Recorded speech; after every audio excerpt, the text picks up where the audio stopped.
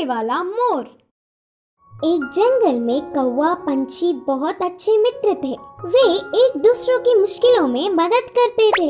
एक दिन कौवा पंछी के रहने वाले जगह पर बचाओ बचाओ मित्र बचाओ बोलते हुए कांपता एक मोर उनके पास भागते हुए आया। क्या हुआ मित्र, कहाँ से भागते आ रहे हो? इतने परेशान क्यों हो? मुझ पर शिकारी की नजर पड़ी, वह मेरे पीछे पड़ता आ रहा है तो बचने के लिए भागता हुआ रास्ता भूलकर तुम्हारे सामने आई। अब तुम्हें ही मुझे बचाना होगा। अच्छा ठीक है यार, पंछी ने कहा। कौवा पंछी ने उस मोर का साथ दिया। फिर से वापस जाने के लिए रास्ता भूलने के कारण कौवा पंछी के साथ वहीं रहते हुए मोर अच्छी मित्र बन गई। उनकी मित्रता कुछ दिन अच्छा था।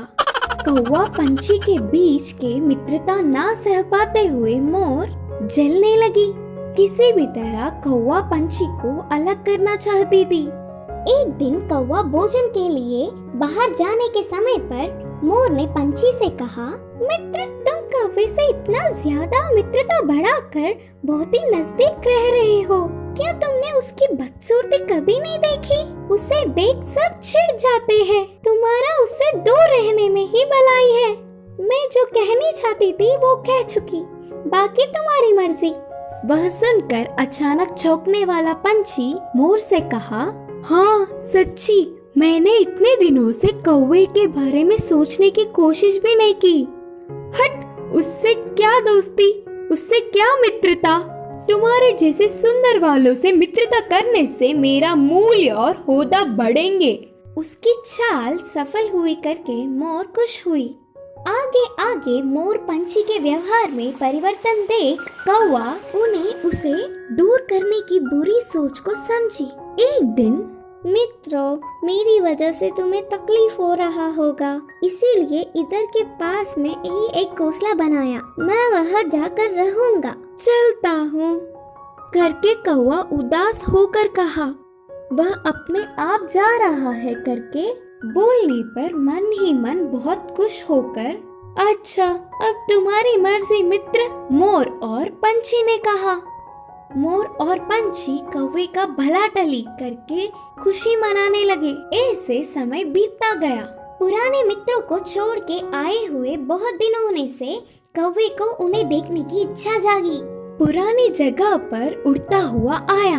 उसी क्षण अपने पंख खोलकर नाचने वाले मोर पर एक शिकारी ने निशाना लगाया। कौवा देखा और परेशान हुआ। हटो वहाँ से, मोर मित्र हटो, खतरा खतरा बोलकर जोर से चिल्लाया। पास में मरी हुई सांप को अपनी चोंच से पकड़कर शिकारी पर छोड़ा।